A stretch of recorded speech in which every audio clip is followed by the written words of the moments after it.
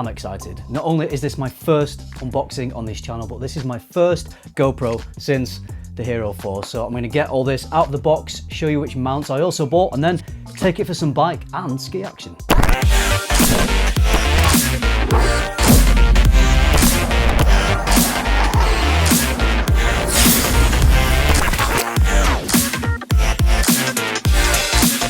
I decided to get Hero 10 because I've got some cool trips planned this year, and I thought having an action camera would really help me to film those trips in the best possible way. I had previously had a Hero 4, as I mentioned, and you know what, I didn't use this a whole lot. I wasn't making YouTube videos when I was using this camera. My main problem with the Hero 4 and why I didn't use it that much is because it's a bit shaky, it's not stabilized, and I didn't really want to get into the whole gimbal stuff. But now with the newer GoPro cameras having that stabilization, which from what I've seen looks incredible, so I'm really looking forward to testing out the stabilization. That's the game changer for me, is just being able to have an action camera with no gimbal, being able to just put it wherever you like and have nice, smooth, gliding, stabilized footage. Okay, right, so let's just quickly go through everything. We'll start with the camera itself, and then we'll go through some of the mounts and accessories that I bought. Here it is. I actually went for a special bundle, so I've got the extra battery, which I upgraded to the Enduro battery. I got the memory card, which I upgraded to 64 from 32, and you get a little tripod and a little magnetic mount.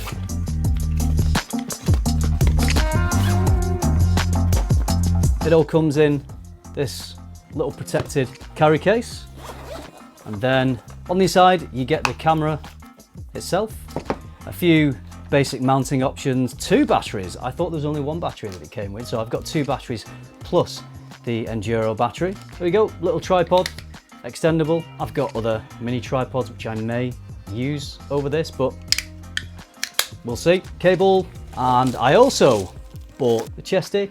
I've used this before, really like how it works, and the picture on the back here is a downhill mountain biker and a skier, which is exactly what I'm going to be using this with. I've got another mount that I'm going to test to see if it works better, particularly on the bike. I'll unbox that one in a second. So we've got the chesty there, and also when I ordered, I went for the adventure kit mainly because I wanted the floaty pole, because I'm going to be using this in the water on some holidays I've got planned later in the year. You also get a belt clip mount or baseball clip mount. I'm not sure how much I'm going to actually use that, but might come in handy for some different shots. And then I got this head mount as well. It just came with the kit, and thought if I'm ever wanting a POV shot and I'm not wearing any kind of helmet, could be a good option, because I didn't go for a bike mount or anything. So we'll see. Adventure kit I think will come in handy, in particular the floating hand grip, which is actually called the handler. Let's have a look at that. So there is the head strap, a belt clip mount, and the handler. I just thought this would be really important, because when I'm in the water, jumping off rocks, going on a surfboard, then if I drop the camera, it's pretty much gone. So this will be a very useful thing to have. Did get another mount, not from GoPro, but a brand called Nartek, and this is a chin mount for full face helmets.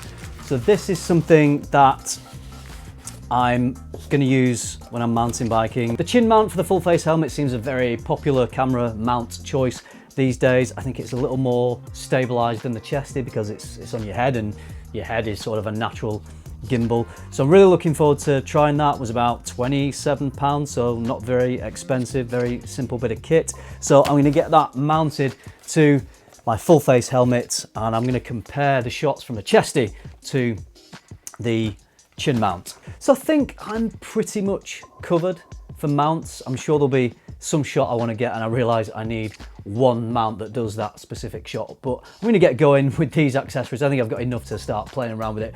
I'm just going to compare the camera here to the Hero 4 just to see what we're looking at in terms of size. So if we look at those two, it is quite a bit bigger than the Hero 4. I did love that the Hero 4 was so small, but there's not too much difference in size, and I think the weight pretty much seems to be about the same. Maybe the 10 is a bit heavier. I've just attached the GoPro to the Nartek chin mount. Pretty easy process. Right, it's time to test. First, I'm going to get on the bike and have a blast in the forest.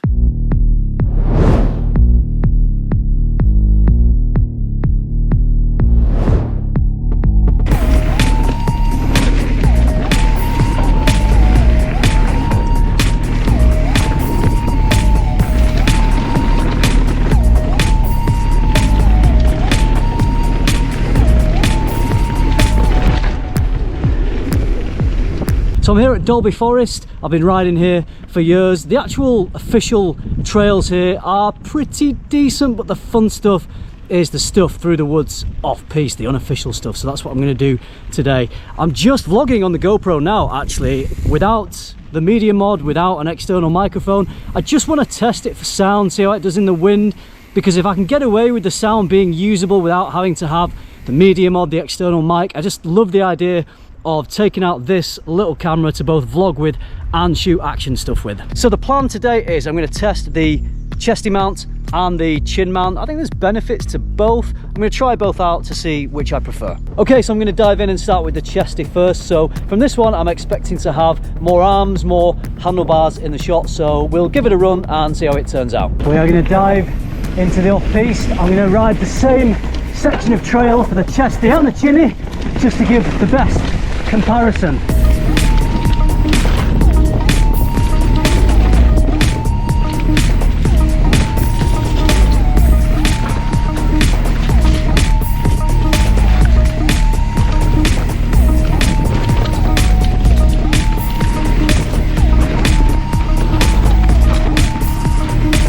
So that was the chesty. Now I'm going to try the Nartek chin mount. This is going to be a slightly higher up position, so it's going to be more of a truer POV shot. Let's see how it looks. On board with the chinny, the head acts as a bit more of a natural gimbal, so this could end up being a little more stabilised than the chesty. We'll see.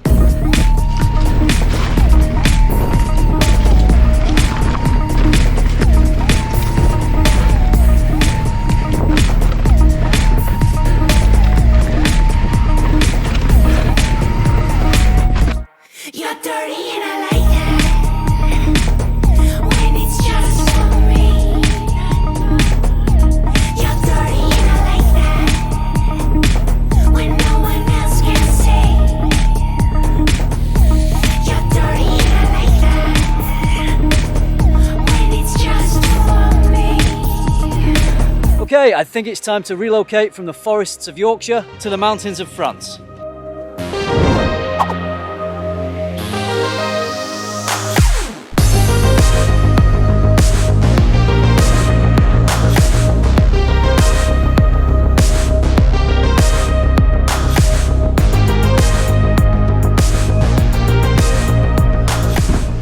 Right, Chewy, we've just dropped the kids off at their ski class and we've come over to Leger, and look at the scenery around here. It's absolutely gorgeous, lovely skiing conditions, nice clear blue skies, and I'm just trying this GoPro out for vlogs, and so far from what I've seen and heard, it's actually okay if you just wanted to do a little bit of vlogging and you didn't want to bring any other cameras out with you. I'm liking it. So here we go with the chesty. I think with the skiing, I don't think it really matters too much whether it's chesty or on the helmet. I think you still get a similar experience, but with the mountain biking, with the chesty on, you get to see the handlebars more, which is possibly better for the biking. All right, so how are we sounding? How's it picking up my voice with a bit of wind sound? Is it usable in the wind, going a little bit faster?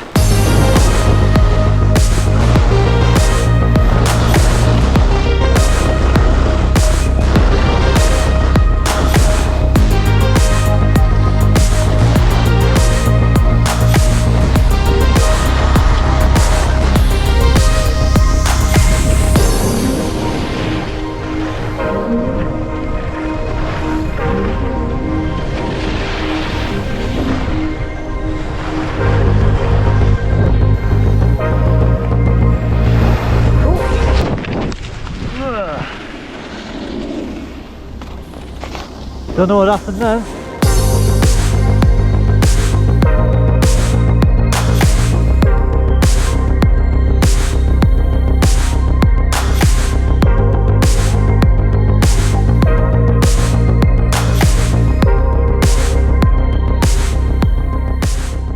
Okay, I've done my travels. I'm back from the forest, back from the Alps. I even picked up a little souvenir t-shirt. Pretty cool. Actually, do you want to see what it looks like on? Pretty good, huh? I wouldn't normally go for a brown t-shirt, but I'm liking it. Even comes with a lav mic. bonus. All right, let me talk to you about the footage I got from the Hero 10. So one of the things I was most interested in finding out was where was best for me to position the camera. Was it on the chesty or on the helmet? I thought I was going to prefer the chin mount. A lot of videos online seem to suggest that viewers really liked the chin mount. After looking back at the footage, I'm going to say I actually prefer the chesty, and the reason for that is you can see more of the cockpit, so my hands and the handlebars, you can see a little bit of the frame of the bike and my knees in the shot, and I think having that as a reference gives you more context and gives the viewer more of an appreciation of the trail, the undulations, the contours of the trail, so you can see when the bike's reacting to bumps or going off drops. When it was on the chin mount, I quite liked having it there. It felt nice not having something attached to my chest, but I felt you got less of a sense of what was going on with the trail because you couldn't see my hands, you couldn't see the handlebars reacting to the trail, and I feel like the sense of speed was a little bit less. So I felt the chesty really brings the viewer onto the bike and into the action. When it came to the skiing, I didn't really mind where I had the camera. It was fine on the chest, it was fine on the helmet. The problem with me and skiing is because I'm not really that great a skier, I wasn't going down anything that looked that exhilarating on camera. If I was good enough to ski off-piste and I had trees whizzing by me, then I think the GoPro footage would have looked pretty decent. But because I was just on wide open pistes and I wasn't actually going that fast, I didn't think the footage looked that interesting. But for skiing, I think the chesty or the helmet, I just don't know how much I would really use it for skiing. So just mountain biking mainly for me, although I do have a few travel plans this year where I'm going to be around the ocean, doing lots of activities in the ocean, on the ocean. So I'm really looking forward to using the GoPro because it is waterproof up to 33 feet. So that should be enough for me.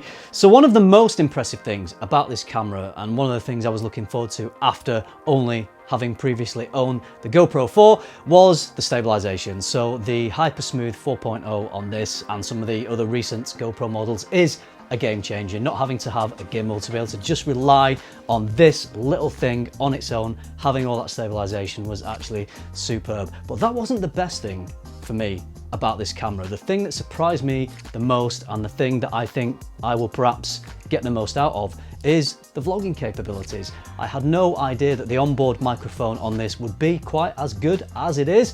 I would say it's probably comparable to my Sony ZV-1 onboard mic, which I'm really happy with. So if you're traveling, if you want to vlog, if you want a camera that will cover you for action, that is waterproof, that is small, you can easily film yourself talking to the camera because you can see yourself on this little screen here. So I think the GoPro Hero 10 is actually a little vlogging weapon. You're not going to get the blurry background that you get from higher end, bigger cameras, but you're not always going to want to have one of those cameras with you, especially if you're traveling around.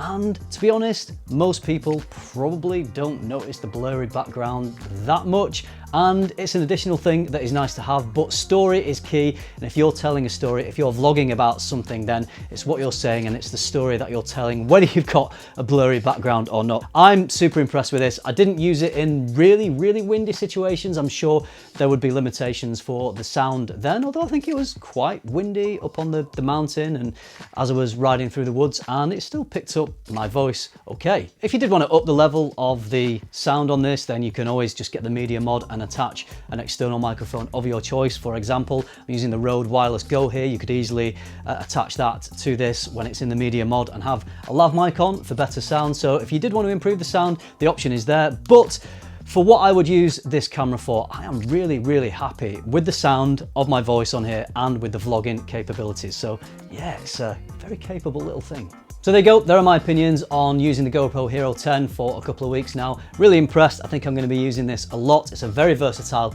little camera. Let me know what you think about it, and let me know in the comments which footage you preferred from the mountain biking, the chesty or on the helmet. I'd be really interested to know. Okay, that's it from me on this one. Thank you very much for watching. If you enjoyed it, if you found it useful, please give me a like, subscribe if you haven't already, and if you do that, I will see you in the next one.